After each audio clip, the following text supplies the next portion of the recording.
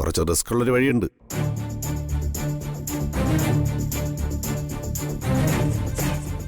പണം ആര് കൊണ്ടുപോയി എന്നറിയാനല്ല, ഇത് ചെയ്തത് അവന്തിക തന്നെയാണോന്നറിയാൻ.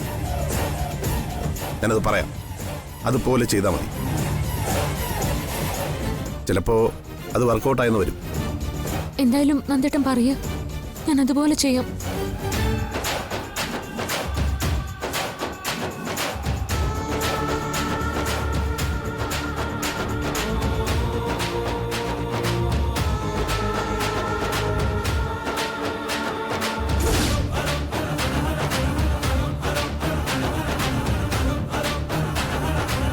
നന്ദേട്ടാ, ഇത് ഞാൻ പറഞ്ഞില്ലേ, ഇത് റിസ്ക്കാണ്.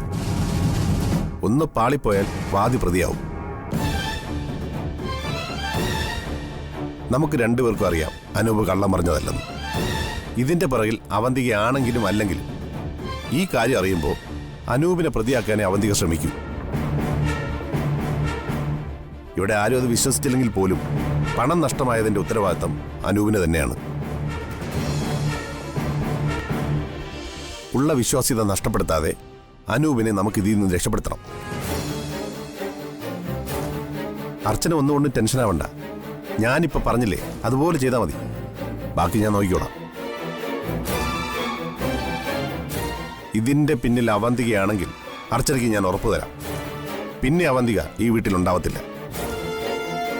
ഇതിന്റെ പേരിൽ അവളെ ഇവിടുന്ന് പുറത്താക്കണം. ബാക്കിയെല്ലാം നമുക്ക് വരുന്നിടത്ത് വെച്ച് കാണാം.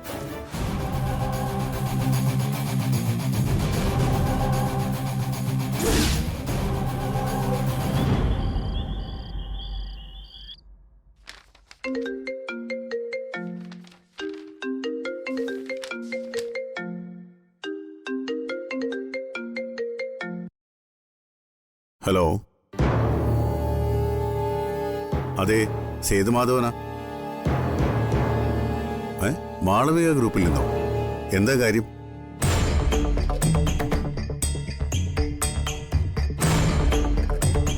അങ്ങനെ വരാൻ വഴിയില്ലല്ലോ. എന്തായാലും ഞാനൊന്ന് അന്വേഷിക്കട്ടെ. അങ്ങനെയാണെങ്കിൽ നാളെ രാവിലെ തന്നെ ക്ലിയർ ചെയ്യാം. ശരി, ഓക്കെ.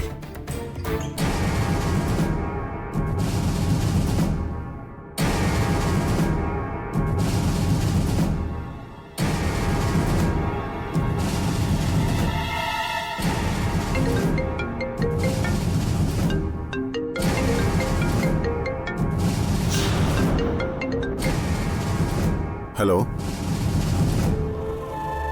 അതെ, ആണോ? ഞാനൊന്ന് മക്കളോട് ചോദിക്കട്ടെ മിസ്റ്റർ നായർ. ആ, അവരെ എല്ലാ കാര്യങ്ങളും ഇപ്പോൾ നോക്കുന്നത്. ആ, ഞാൻ തിരിച്ചു വിളിക്കാം. ആ, ശരി.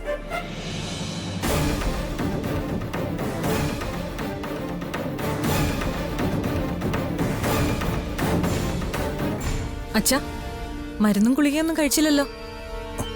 മരുന്നും മന്ത്രമൊക്കെ പിന്നെ. ആദ്യം ഞാൻ എൻ്റെ മക്കളെ ഒന്ന് കാണട്ടെ.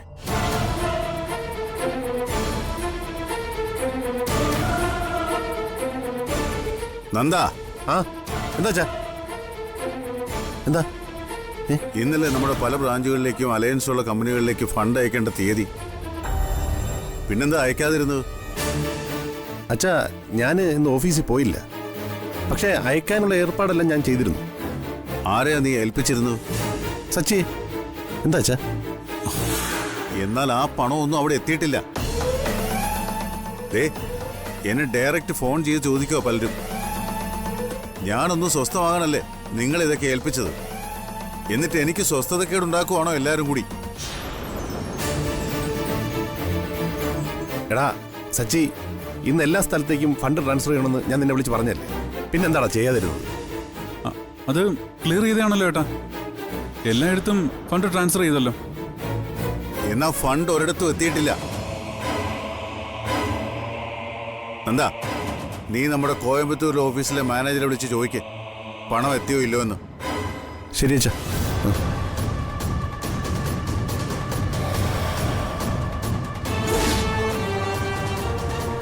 ഹലോ, ഇന്ന് മെയിൻ ഓഫീസിൽ നിന്ന് ഫണ്ട് ട്രാൻസ്ഫർ ആയിരുന്നോ? ആ ഓക്കെ, ഞാൻ വിളിക്കാം.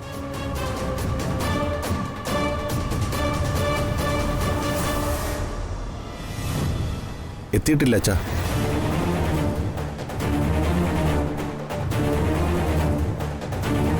എടാ, നീയല്ലേ പറഞ്ഞത് എല്ലായിടത്തേക്കും ട്രാൻസ്ഫർ ചെയ്തെന്ന്? ആ അതെ, എല്ലായിടത്തെയും ഫണ്ട് ബാങ്കിലിടാൻ വേണ്ടി ഞാൻ അനുവേട്ടനെ ഏൽപ്പിച്ചാണല്ലോ.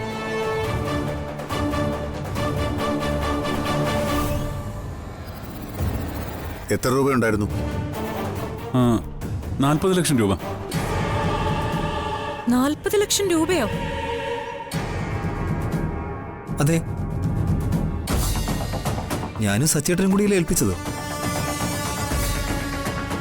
അല്ല, അത് ബാങ്കിലൂടെ അനുവേട്ടം പോയതുമാണല്ലോ. 40 ലക്ഷം കൊണ്ട് ബാങ്കിലേക്ക് പോയ നിന്റെ അനുപേട്ടൻ പിന്നെ ആവിയായി പോയോ?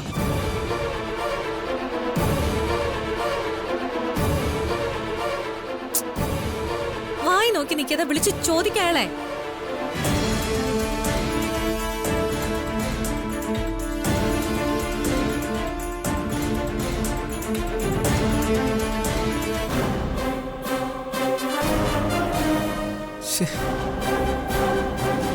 പരിധിക്ക് പുറത്താണെന്നാ പറയുന്നത്.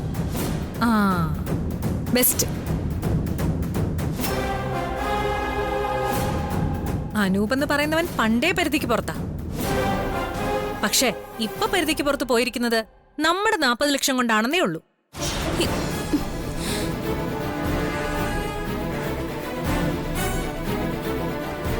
ഞാൻ ഇന്ന് രാവിലെ ഇതിനെക്കുറിച്ച് എല്ലാവരോടും പറഞ്ഞതേ ഉള്ളൂ. ഓഫീസിൽ തിരിമറി നടന്നു എന്ന് പറയുന്ന 1 കോടിയോളം രൂപ അനൂപ് എടുത്ത് മറിച്ചതാണെന്ന് ഞാൻ പറഞ്ഞപ്പോ ഇവിടെ ആരും വിശ്വസിച്ചില്ലല്ലോ.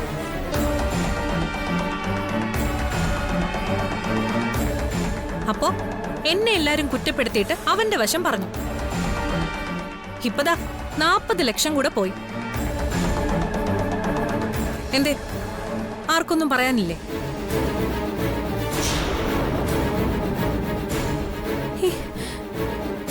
അതോ അനൂപ് ആയതുകൊണ്ട് കുഴപ്പമൊന്നും ഇല്ലെന്നാണോ?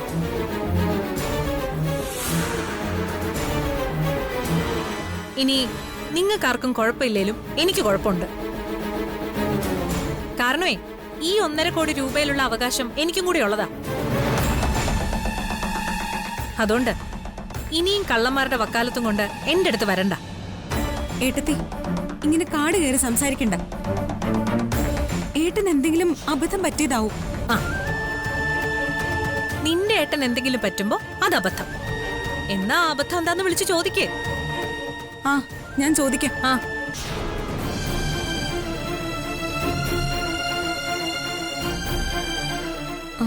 ഹലോ അമ്മേ. അമ്മേ, അനൂപേട്ടൻ അവിടെ ഉണ്ടോ? ആ ശരി അമ്മേ, ഞാൻ വിളിക്കാം. അനൂപ് ഇതുവരെ വീട്ടിലെത്തിയിട്ടില്ല. ഇതല്ലേ നിന്റെ അമ്മ പറഞ്ഞത്? എനിക്കറിയാം എത്തിയിട്ടില്ലെന്നും ഇനി എന്താണ് ഉണ്ടാവാൻ പോകുന്നതെന്നും. ഞാൻ എന്തേലും പറഞ്ഞാ പറയും എന്റെ നാക്കിന് ബെല്ലും ബ്രേക്കും ഇല്ലാന്ന്. ഇതുപോലുള്ള ഓരോന്ന് കണ്ടു നിൽക്കാൻ എനിക്കിത്തിരി പ്രയാസമുണ്ട്. ജോലിക്ക് കയറിയില്ല, അപ്പോഴേക്കും 1.5 കോടിയോളം രൂപ അടിച്ചു മാറ്റി കള്ളക്കഥയും പറഞ്ഞ് എല്ലാവരെയും വിശ്വസിപ്പിച്ച് ഹവം മിടുക്കനായി. അതെ, നീ കാര്യം അറിയാതെ ഓരോന്ന് പറയല്ലേ അവന്തികെ. എന്താണ് സംഭവിച്ചെന്ന് ആദ്യം അറിയട്ടെ. അതിനു മുമ്പ് നീ ഓരോന്ന് പറഞ്ഞ് അർച്ചനെ ആദ്യം വിഷമിപ്പിക്കരുതേ. നന്ദേട്ടന് അതാണ് പ്രശ്നം. എന്നാൽ എനിക്കതല്ല. 1.5 കോടിയുടെ സമാധാനം അവനെ കൊണ്ട് പറയിച്ചേ പറ്റൂ. അനൂപിന്റെ സ്ഥാനത്ത് മറ്റാരെങ്കിലും ആയിരുന്നെങ്കിൽ ഇപ്പൊ കേസ് കൊടുക്കില്ലായിരുന്നോ നമ്മള്? അപ്പോ ഇതും കേസാക്കണം. എവിടെ പോയി ഒളിച്ചാലും പിടിക്കുകയും വേണം. ഒരു പൈസയും കയ്യിലില്ലാതെ തെക്ക് വടക്ക് നടന്ന ആളാ അനൂപ്. ഇത്രയും പൈസയൊക്കെ കണ്ടപ്പോഴേ അതെടുത്ത് മറിച്ചു. നമ്മളോടെന്ത് കള്ളം പറഞ്ഞാലും നമ്മൾ വിശ്വസിക്കുന്നവനറിയാം. രാവിലെ മുതൽ രാത്രി വരെയും തട്ടിപ്പിന്റെയും വെട്ടിപ്പിന്റെയും കാര്യം തന്നെയാ ഈ വീട്ടില്. കാരണക്കാരനാണേല് അനൂപ് എന്ന് പറയുന്നവൻ. പറഞ്ഞു പറഞ്ഞ് എനിക്ക് തന്നെ നാണക്കേട് തോന്നുന്നു. എന്നിട്ടും ഇവിടെ ആർക്കും ഇപ്പോഴും വിശ്വാസം വന്നിട്ടില്ല. ഇനി കൂടുതൽ സംസാരവും ആലോചനയും ഒന്നും വേണ്ട അച്ഛാ. ഇപ്പൊ തന്നെ പോലീസിനെ വിളിച്ച് കാര്യം പറ. വരട്ടെ.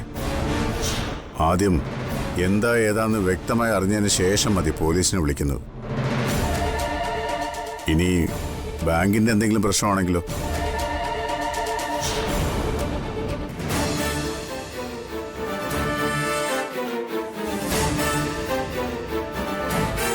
അർച്ചനെ, അനൂപ് വിളിക്കുകയോ മറ്റോ ചെയ്തിരുന്നോ? ഇല്ല. എന്താ നന്ദേട്ടാ?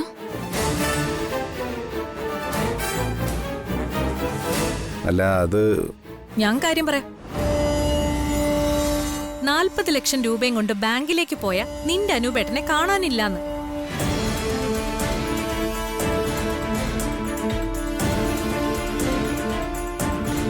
പൈസയുമായി മുങ്ങീന്ന്. പോലീസിനെ വിളിക്കാൻ പോവായിരുന്നു. ഇന്ന് ബാങ്കിലിടാൻ കൊണ്ടുപോയ 40 ലക്ഷം രൂപയെ കുറിച്ചാണ് എടുത്ത് പറയുന്നതെങ്കിൽ അതും കൊണ്ട് ആരും എങ്ങും പോയിട്ടില്ല. 1 രൂപ പോലും കുറയാതെ അത് എന്റെ കയ്യിലുണ്ട്. ആ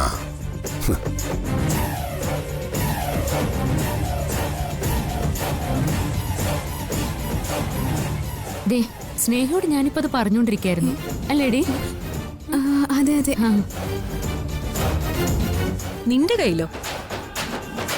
ബാങ്കിലിടാൻ അനൂപ് കൊണ്ടുപോയ പൈസ എങ്ങനെയാ നിന്റെ കയ്യിൽ വന്നത്? മീരടുത്തിയുടെ അമ്മയ്ക്ക് ചെറിയൊരു നെഞ്ചുവേദന. അങ്ങനെ അത്യാവശ്യമായിട്ട് അനുപേട്ടന് ഏട്ടത്തെയും കൂട്ടി അതുവരെ ഒന്ന് പോയേണ്ടി വന്നു.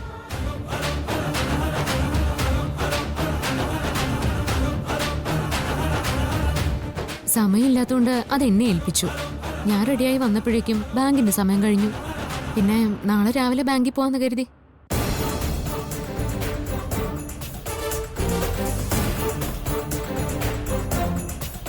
ഇത് ഇത്രയും വലിയ പ്രശ്നമാവുന്നൊന്നും എനിക്കറിയില്ലായിരുന്നു. എങ്കിൽ നേരത്തെ ഞാൻ എല്ലാരോടും പറഞ്ഞേനെ. പ്രശ്നമായതല്ലോ, അക്കിയതല്ലേ. അല്ലെങ്കിലും ഈ ഏട്ടത്തി ഇങ്ങനെയാ, എന്തെങ്കിലും കേട്ടാ ഉടനെ അങ്ങ് തീരുമാനിക്കും. ഏടത്തിയോട് മുമ്പേ ഞാൻ പറഞ്ഞിട്ടുള്ളതാ, കാള വിറ്റൂന്ന് കേൾക്കുമ്പോ തന്നെ കയറും എടുത്തോണ്ട് ഇറങ്ങരുതെന്ന്. അച്ഛന് നിങ്ങൾ ആരും ടെൻഷൻ ആവണ്ട. നാളെ ഞാൻ പോയി എല്ലാ ബ്രാഞ്ചിലേക്കും പൈസ ട്രാൻസ്ഫർ ചെയ്തോളാം. ഇപ്പോഴാ ശ്വാസം നേരെ വീണത്. അത് അനൂപിനെ സംശയിച്ചിട്ടല്ല, എന്തു പറ്റിയെന്ന് അറിയാത്തോണ്ട്.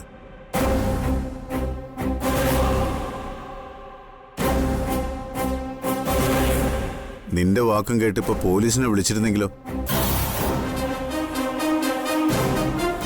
അർച്ചന മോള് പറഞ്ഞത് എനിക്കും പറയാനുള്ളൂ.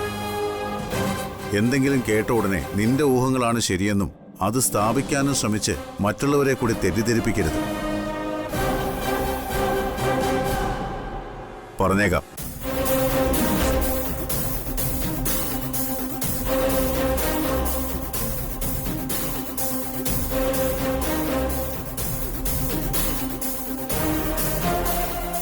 സച്ചി, നാളെ പൈസ ട്രാൻസ്ഫർ ആവുമെന്ന് എല്ലാവരെയും വിളിച്ച് പറഞ്ഞേക്കാം. ആ ശരി അച്ഛാ.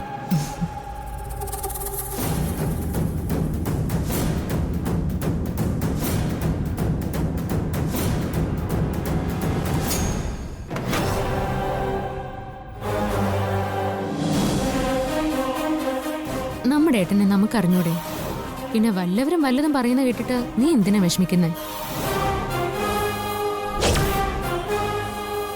തിരിച്ചു മുഖത്ത് നോക്കി ചോദിക്കാൻ നല്ല 4 വർത്താനം മനസ്സിൽ കരുതി വെച്ചോ നീ. അതിനുള്ള അവസരം നിന്റെ ചേച്ചി ഉടനെ നിനക്കുണ്ടാക്കി തരുന്നുണ്ട്.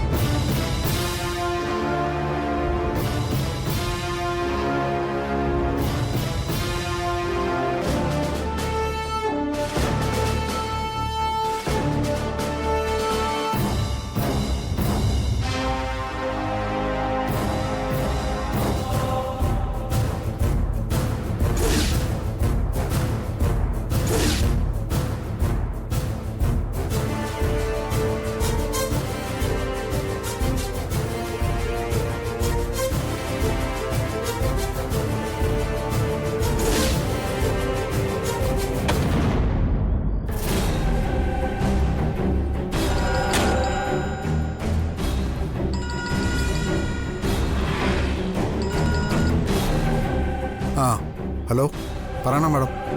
ഇന്ന് ഞാൻ പറഞ്ഞ കാര്യങ്ങളൊക്കെ ശരിക്കും നടന്നായിരുന്നോ? അയാളുടെ കയ്യിൽ നിന്ന് പണം അടങ്ങിയ പെട്ടി നിങ്ങൾ എടുത്തില്ലേ? അതോ എന്തെങ്കിലും ഫോൾട്ട് വന്നായിരുന്നോ?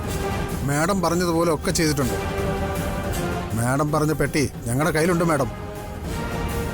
ഉറപ്പാണല്ലോ, ക്യാഷ് നിങ്ങളുടെ കയ്യിൽ തന്നെ ഉണ്ടല്ലോ.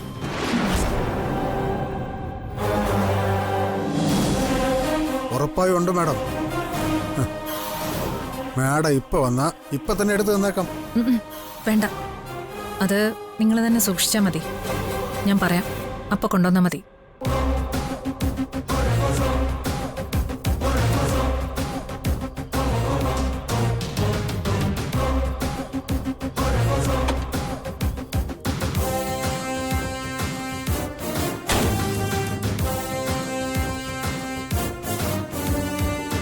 ആ 40 ലക്ഷം രൂപ അവരുടെ കയ്യിൽ തന്നെ ഉണ്ട്. പിന്നെ അർച്ചനയുടെ കയ്യിൽ അനൂപ് ഏൽപ്പിച്ചു എന്ന് പറഞ്ഞ പണം അതേതാ?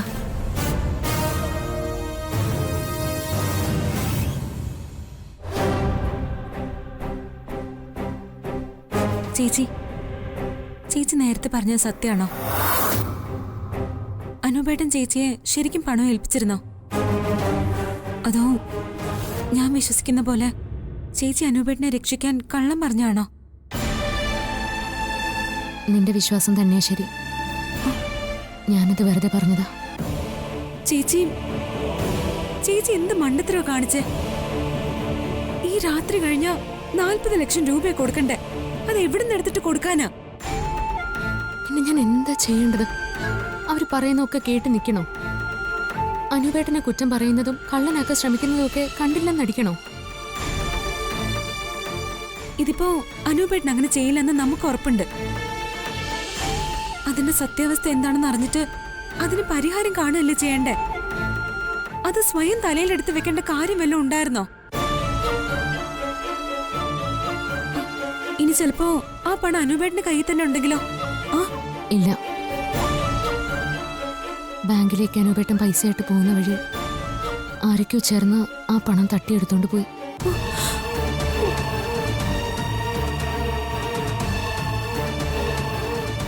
സംഭവിച്ച കാര്യം ഈ വീട്ടിൽ എങ്ങനെ പറയും? പറഞ്ഞാൽ ആരെങ്കിലും വിശ്വസിച്ചാൽ തന്നെ അവന്തിയെടുത്ത് അത് പറഞ്ഞു മാറ്റി അനൂപേട്ടൻ കള്ളനാണെന്ന് സ്ഥാപിച്ചെടുക്കും. എനിക്ക് ഉറപ്പാ എടുത്തി അങ്ങനെ തന്നെ ചെയ്യും. ആ സ്ത്രീയെ ഏട്ടത്തിന്നും വിളിക്കേണ്ടി വരുന്നത് തന്നെ നമ്മുടെ ആദ്യത്തെ ഗതികേട്. എനിക്കറിയാം ഇത് ചെയ്തത് അവര് തന്നെയാവും. അനൂപേട്ടനെ കള്ളനാക്കി നമ്മുടെ കുടുംബത്തെ എന്നേക്കുമായ അകൽച്ചയിലാക്കാൻ അവന്തിക തന്നെ ചെയ്തതായിരിക്കും ഇത്. പക്ഷെ ആ 40 ലക്ഷം രൂപ ചേച്ചിയുടെ കയ്യിലുണ്ടെന്ന് പറയണ്ടായിരുന്നു.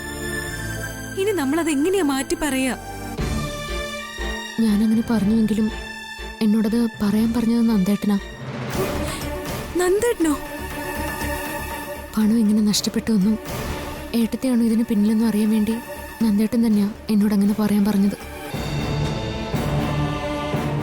ശരിക്കും ആ പറഞ്ഞതിന് ഗുണമുണ്ടായിന്ന് മനസ്സിലാക്കിയിട്ടാ ഞാനിപ്പോൾ ഇവിടെ നിൽക്കുന്നത്. അവൻ്റെ അടുത്തേയും ആരെയോ വിളിച്ച് പണത്തിന്റെ കാര്യം പറയുന്നത് ഞാൻ കേട്ടു. നാളെ ഉച്ചയ്ക്ക് മുമ്പ് സത്യം എന്താന്ന് എല്ലാവരെയും ബോധ്യപ്പെടുത്തിയേ പറ്റൂ.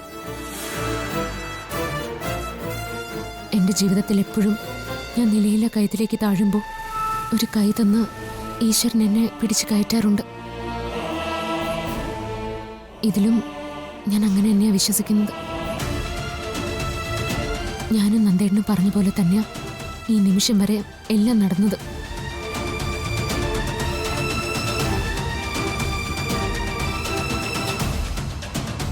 നാളെ കൂടി ഞങ്ങൾ കരുതുന്ന പോലെ സംഭവിച്ച നാളെയാണ് ആ ദിവസം.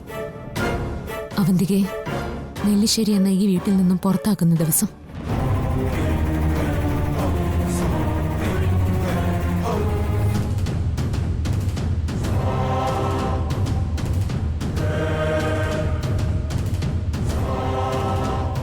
ഇടുത്തി പോലെ ദുരന്തങ്ങൾ പെയ്തൊഴിയാത്ത ഈ വീട്ടിൽ നാളെ മുതൽ സമാധാനം ഉണ്ടാവണം.